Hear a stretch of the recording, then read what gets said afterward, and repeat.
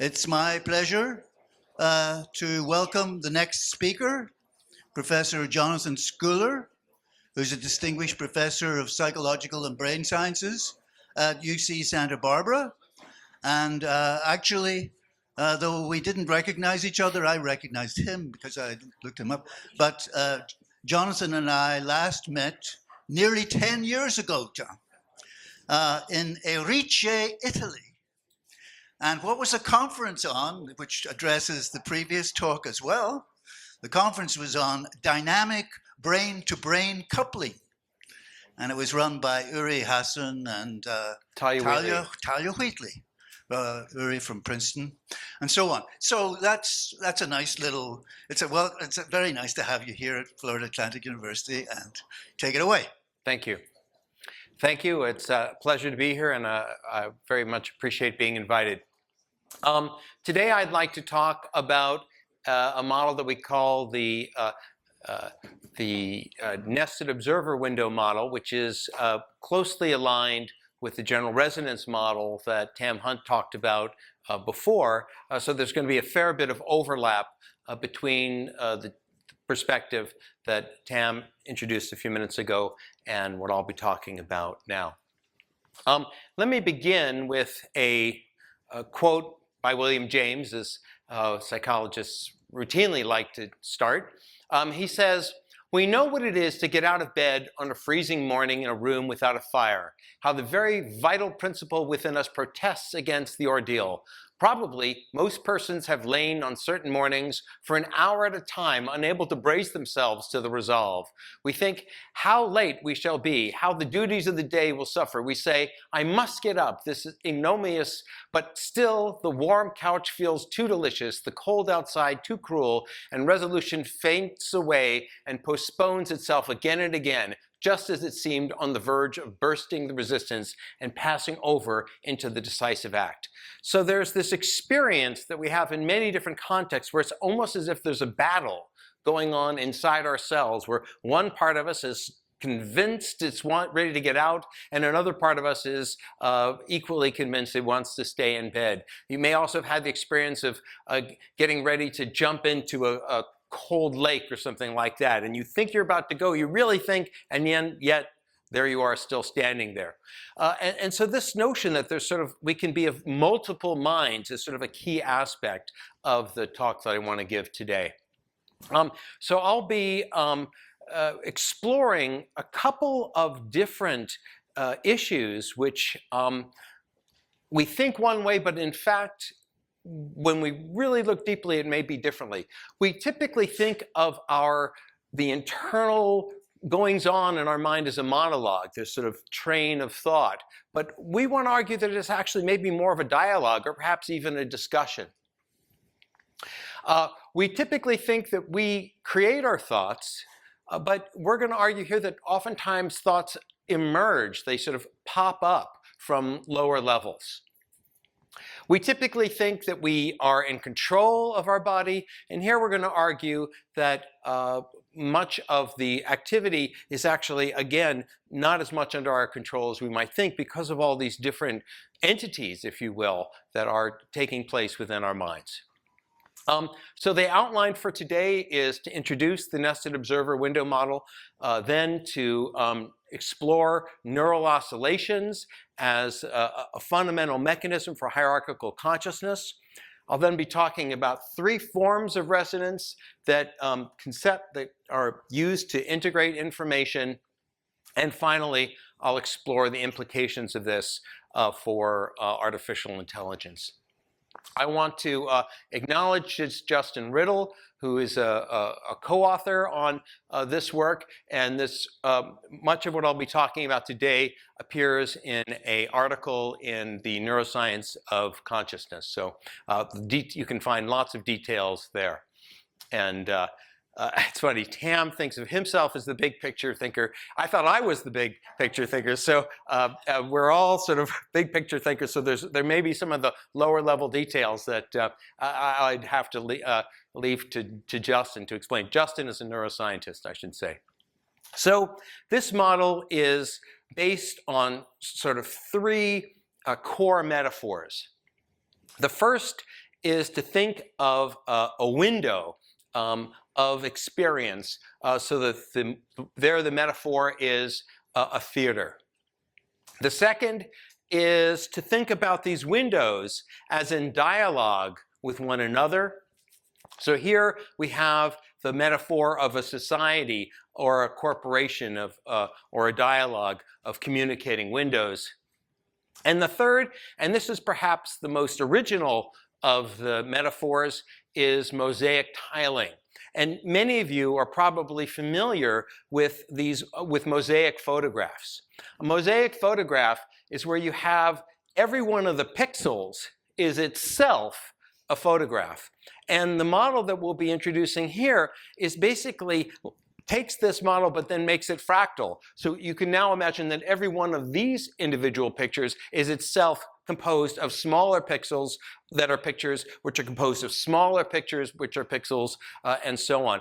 And the conjecture is that and we'll be exploring this. I mentioned at the beginning or in the title, that this is a meta-theoretical model. So exactly how far down consciousness goes is an issue that we'll return to, but it's at least plausible that every one of these windows is not only a locus of information integration, but potentially a locus of consciousness itself. Now, we may be windows upon windows upon windows of consciousness.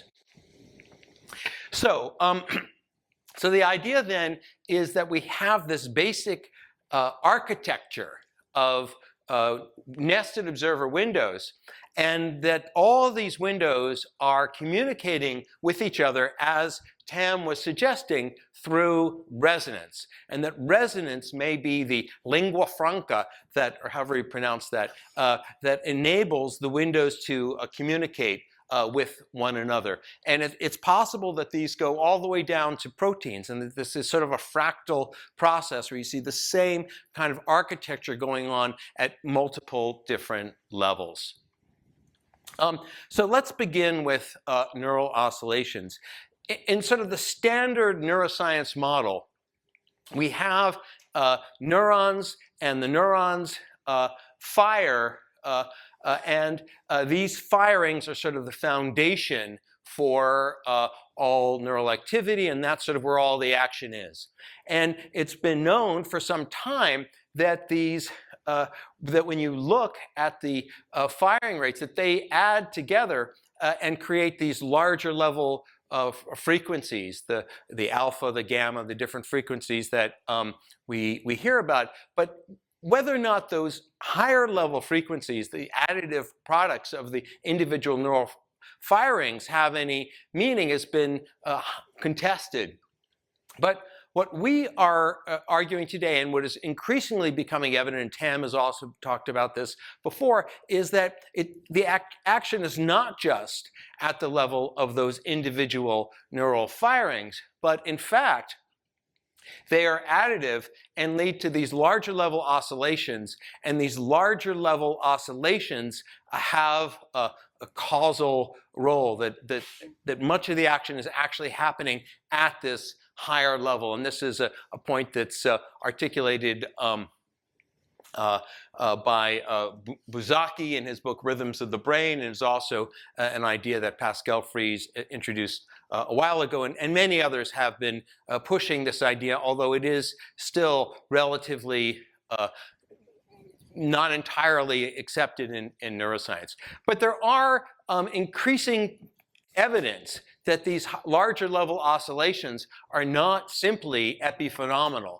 That is, that you can induce, using transcranial magnetic stimulation, oscillations in the brain corresponding to these higher level frequencies, and that they lead to fundamental changes in mental activity, suggesting when you experimentally induce these oscillations, they have consequences, and that therefore they're driving mental activity in significant ways. This is research done by my collaborator, Justin Riddle. So the now model then essentially has multiple windows, and these windows are firing at different rates. we are assuming that we have neurons which are firing, and then those are then leading to slower firing. So we've got the neurons. I keep thinking this pointer is going to point. The slower level firing, which is then leading to, the faster firing of the neurons is then additively leading to the activity of the slower nuclei, and so on. So as I mentioned then, there are 3 different kinds of resonance that we explore in this model, and we think all contribute to the manner in which the windows communicate with each other. The first is synchrony, and synchrony is basically when everything is firing at exactly the same time, where you have everything is happening all at once, and it's through synchrony that we get the constitution of an individual window. So an individual window is sort of defined by all of the activities happening, firing at exactly the same time. And there's some interesting bits of evidence for that, which we'll come to in a moment. But then we have coherence, and coherence involves much like a conversation where there's a back and forth between different things. So there's not perfect timing of one and the other, but they're interrelated, one, then the other, then one, then the other, and back and forth like that. And the idea is that individual windows at the same level communicate with one another through coherence. And then finally, we have cross-frequency coupling, and this is where one level of windows communicates with a lower level. And here you have a number of lower level rhythms which all integrate into a single higher level one. And again, we'll be unpacking that in a moment. And the cross-frequency coupling corresponds then to the mosaic tiling, where a number of different multiple rhythms combine to create a singular higher level window. Okay, so then we create a window then through synchrony. The windows communicate at an individual, at one level through coherence, and up and down is the communication is through cross-frequency coupling. So that's the basic structure of the model. And now let's unpack the different levels and some of their implications. So the first is synchrony. Again, this is where you have a zero lag. This is what produces a single window. The idea is that right now you're experiencing this apex window, which is all happening synchronously. And there's a number of interesting examples of synchrony. One is flicker fusion. So if I flash a light to you, in fact, right now, these fluorescent lights here are flashing at a rate, but that rate is so fast that you experience it as fusion. You're experiencing it as continuous. In fact, it's actually off half the time. So, but if it were flashing at a slower rate, you'd experience it strobing. Okay, and so the question is, at what rate do you experience the fusion? And what's found is that if the flicker is happening where you have multiple flashes within the alpha rhythm, then you experience it as fusing, because the multiple flashes are all happening within that synchronous period. Whereas if they're in between rhythms, in between flashes, in between the alpha rhythm, then you experience it as strobing. And so we see this interesting relationship between the rate of the oscillation in the visual cortex and whether or not you experience flicker fusion. You can actually experience the oscillation of your own brain right now. If you just stare at the center of that dot there, you should see a pulsing, and that then is giving you the rate of the integration rate of your visual cortex, and is happening likely at an alpha rate. Are people getting that experience? Cool. Now, the interesting thing here is that this then may have important implications for time perception. So imagine our minds as being something like a camera, a video camera, which can have a varying rate of, what is it called on the camera? It's the shutter speed or frame rate, that's it, thank you.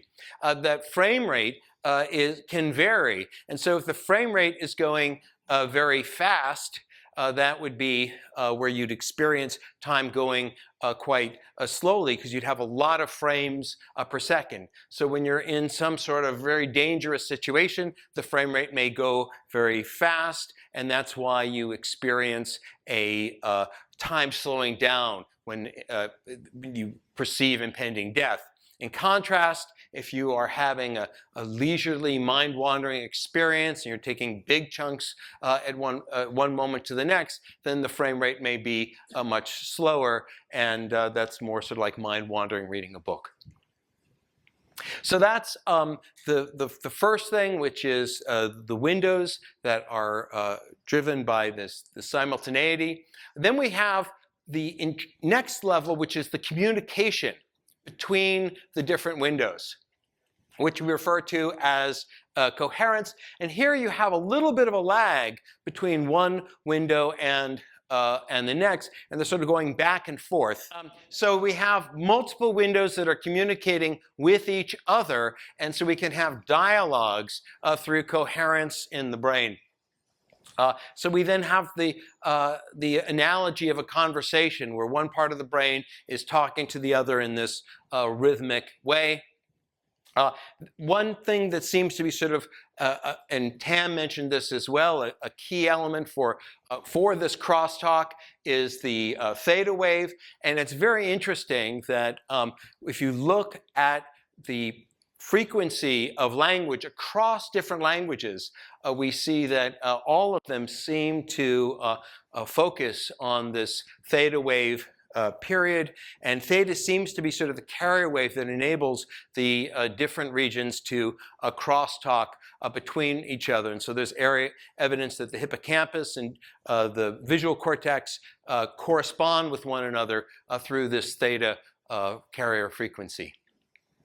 This then leads to this idea that I introduced when I provided William James's quote, that we can have multiple windows in the mind that are interacting with each other.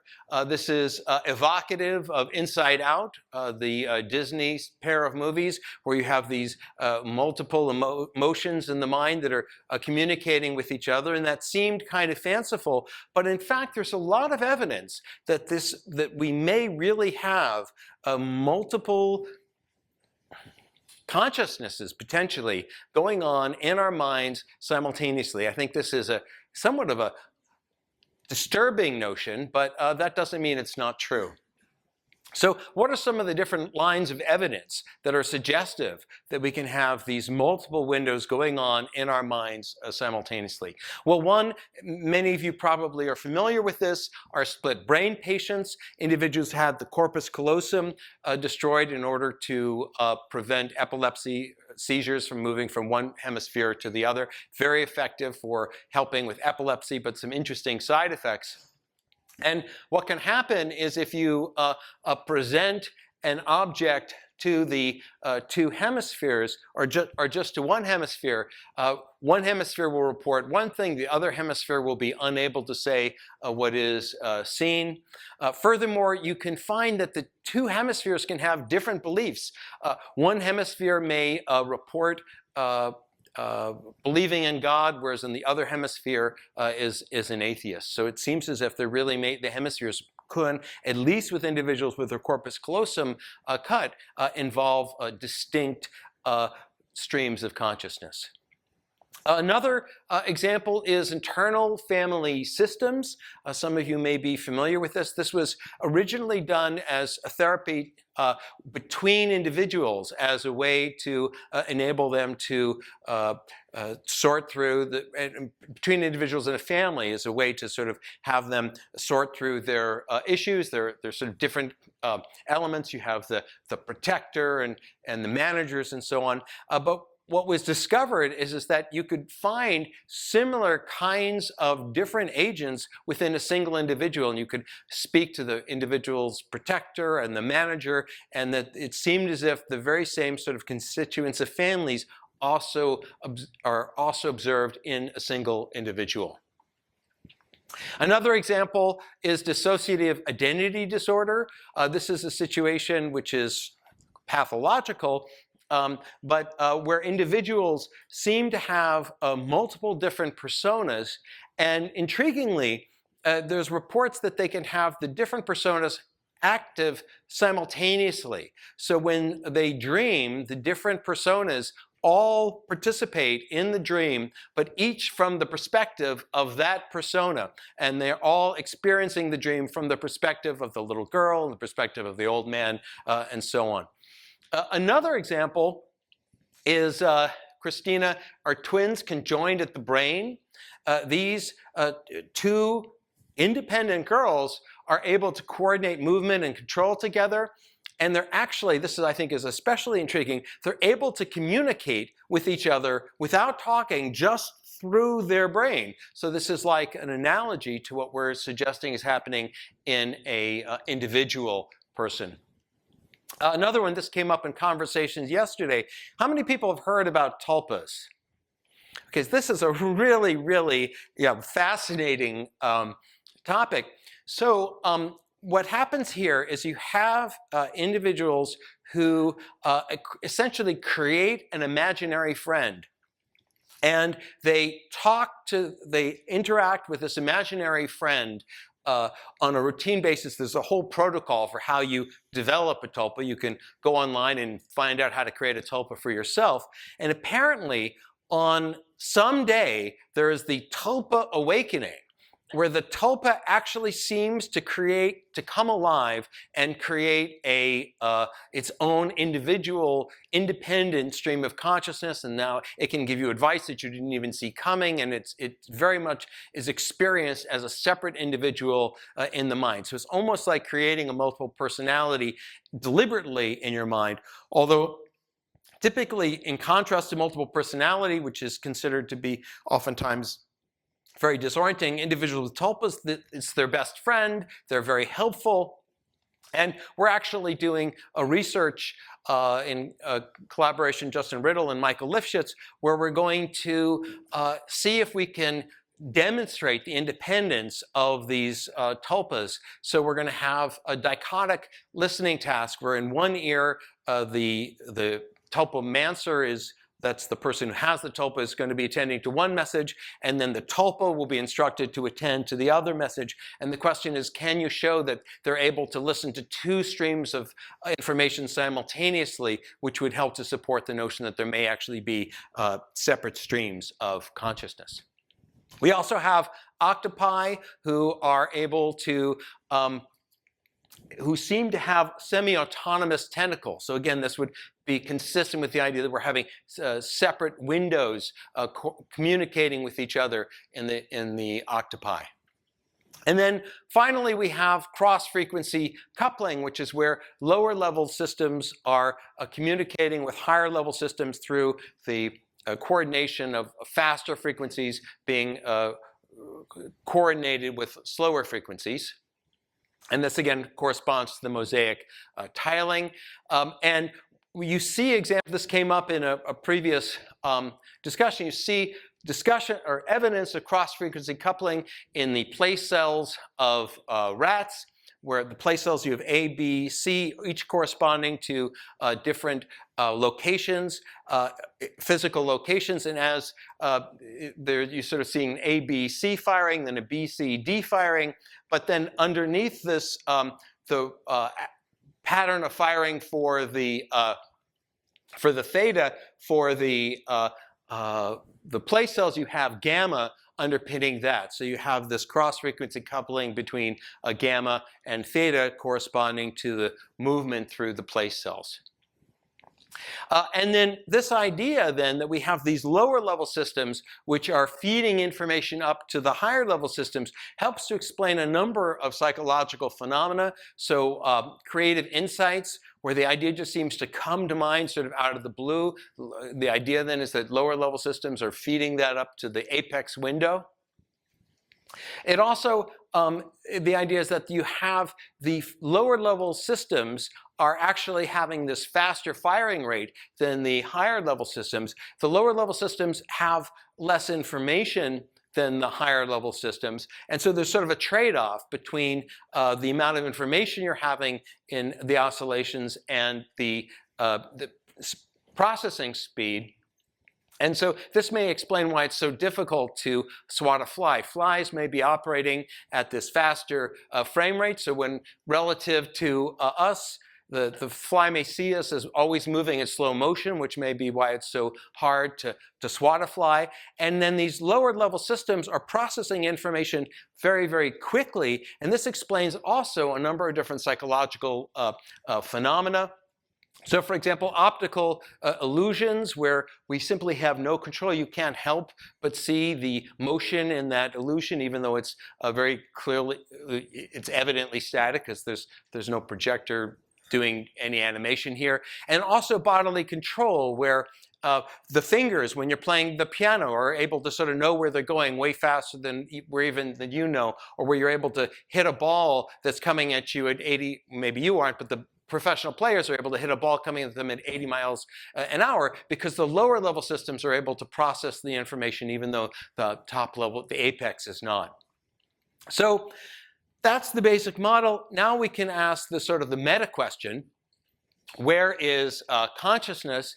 And here I want to emphasize that there are multiple possible ways of conceptualizing this answer. One possibility, which is one that we tend to not favor, is emergent unitary consciousness, where you have all these lower level windows, but they're not actually having a stream of consciousness of themselves, that consciousness is only happening at the very top, but it's happening at the top as a beneficiary of all that information processing being integrated at all the lower level models.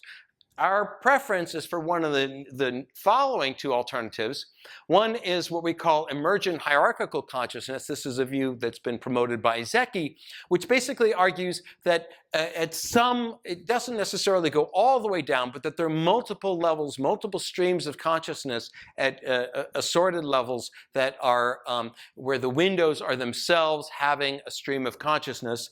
And then the final possibility, the one that Tim Hunt argued earlier, is panpsychic hierarchical consciousness, where essentially it goes all the way down. And the question is, does it really go all the way down to strings? Perhaps it just emerges at some point, which would also be consistent with emergent hierarchical consciousness, such as life may be the critical sort of place where you starts building up. So all of these are potentially possible, and the interesting question is there any way to test it? And we think potentially there may be. The basic idea is that if consciousness emerges at a certain level, then the threshold level should be accompanied by information integration processes that are not observed at lower levels. So if we can really find ways to, and there are ways, IIT and so on, of quantifying information integration processes, then we can look at the multiple levels and ask the question, is it the same at every level, or is there some level where we're really seeing qualitative shifts? If it's at the apex, is the unique home to consciousness, then its information integration at what's known as the global workspace should be fundamentally different from lower levels. If the sort of Zecchi view is correct, that there's emergent hierarchical consciousness, then you may see very parallel analogous information integration processes at multiple levels, but not at some point it may shift. And then finally, the psychic hierarchical consciousness model assumes that we're basically going to see the same sort of fractal pattern of information integration at all the different levels. Okay, finally, implications for AI and consciousness. Well, current AIs do not rely on nested resonance as the source of information integration.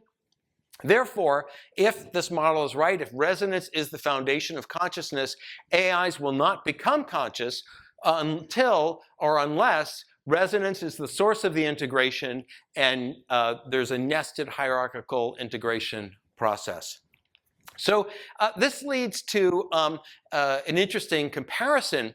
You could think about language models and humans as basically being sort of analogous, or you could think about them in terms of the nested dolls. When you look at the nested dolls from the outside, they look very similar. So from the outside, large language models and humans may be very similar, but from the inside, there's a big difference. The large language models, they don't have the nested windows upon windows upon windows, which is the foundation on which consciousness is based, whereas large humans do. And so we may have this illusion of consciousness when it's not really there. And this raises the point that Susan and Tam have highlighted, which is the real possibility that LLM models are philosophical zombies. As many of you likely know, a philosophical zombie is someone that seems like a normal human but does not have conscious experience, sense experience, or qualia. They have all the physical states but none of the mental states. They'll say they're conscious, they'll say it as persuasively as anybody else will, but there's no one home there. There's no inside, it's all just outside. And it used to be said that philosophical zombies aren't possible. Increasingly, LLMs suggest that they are, and we may have reached them now or soon will have. So in summary, the Now model offers a novel framework for multiple biological scales for hierarchical information integration. We've introduced sort of three basic metaphors for this. The theater, which is based on a resonance of synchrony, where everything's happening at the same time, and you are experiencing the apex theater, which is having a singular rhythm. And then a dialogue where multiple lower level windows are communicating with each other, and this is happening through coherence. And then between higher levels and lower levels, we have cross-frequency coupling, which enables the tiling, the metaphor of the mosaic photograph, and allowing the pixels to communicate with the upper level windows. The implication for AI is that until AI develops this type of architecture, they are unlikely to become conscious. So the question is, will we be able, and as Tam pointed out, it's very plausible that there may be ways to develop other kinds of AI that work on this kind of architecture that could plausibly be conscious, but the current models don't seem like they're headed in that direction. With that, I'd welcome questions.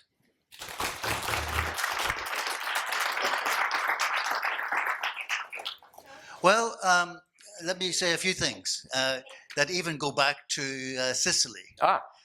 Because I remember you talking about creativity and the importance of decoupling. Mm-hmm. And in a theoretical framework that has been established over a long time, actually with a man called Hermann Haken, who wrote the first theory of the laser. It's an open non-equilibrium system, yeah?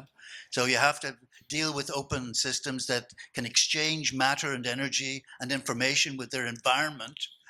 So there, a key concept is like a phase relationship in the laser. For example, all the atoms behave coherently. So all the mathematics is there to do what you want. I'm very sympathetic to this. And over the course of a lot of research, and it's coming up now very strongly in reviews in Nature Neuroscience and so on, it turns out that the brain seems to be a subtle blend of integrative and segregative processes, what I had called brain synergies. That's to say that these are functional groupings of elements that tend to integrate, as you say, as an integrative process, but also retain a degree of autonomy. That's called metastability. Yeah. So the metastable coordination dynamics, which is in the literature and encyclopedia articles, for a long time, is very consistent with what you're saying, John. Mm-hmm. So those would be just a few comments about that to consider. Actually, what you talked about in Hierarchical, about both the coupling and the decoupling, and the flow of James's flow of consciousness as the perchings of a bird and the flying away as a flow, a dynamic flow. And metastable coordination dynamics is the tool for that, in my opinion. I'd be interested in your comments there. So with that very brief commentary, now I take a few questions. All right, good. So this is fantastic. And speaking of flow and the idea of multiple windows of consciousness possibly existing at once, how are they organized? There are different models for explaining how they can be organized under this theory. One thing that I couldn't help having come to mind, perhaps one sort of window, was you mentioned this yourself, playing piano fast. So people who are athletes or musicians giving talks often report feeling that when they get into a flow state, they're less aware of themselves. They're less able to report on exactly what their own phenomenological content is. Kind of like with a sneeze, people know that they exist, but their mind momentarily goes blank. So I guess one question is whether the window totally disappears, or such that you at least lose access to your own phenomenal content. And if so, does that offer moderate first-person support for the hierarchical model that you were describing, where it might sort of be like when we're in flow, we're sneezing, playing piano, we're there, the information is in the mind, but we can't access it in a lucid manner, so maybe what's happening is the hierarchy is peeling down a little, and you are still conscious, but there's a less coherent fluttering or superposition of some of the lower level windows still there, and they're not, and I don't want to use the word unified because that was one of the alternative theories, but they are not cohering and organized at a sufficiently high level to be able to really have the ordinary form of access. Yeah, we got it. Yeah, a great question. And basically the idea is if we now sort of take the example of the mosaic photograph, you can sort of imagine that sometimes you're focusing on the big picture of the mosaic photograph, or you're able to sort of zero in more to focusing sort of in more on individual pixels. And when you're in flow, or when you're engaging in a task which is very automatized, then all those lower level windows, the focus is really just on that big picture, and there's relatively little transparency down to the lower level. So I think that fits very well with the model. Thank you. There's one question here, Silke. You compared LLMs to humans, and obviously they have very different substrates. So one is biological, one is in silico. Do you have a mathematical model for your nested resonances, so you could actually build a physical model of the resonances? We have such models do exist.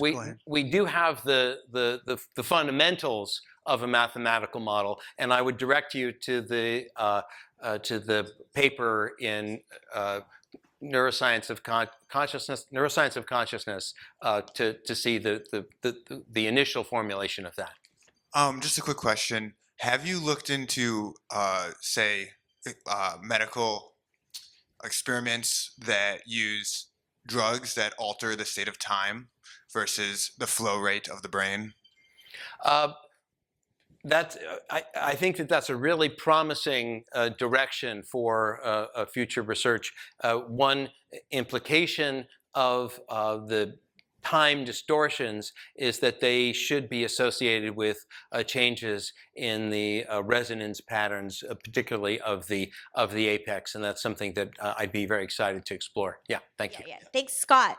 It was amazing, and that was great, Jonathan. Thank you. I think you're on the right track. Bye.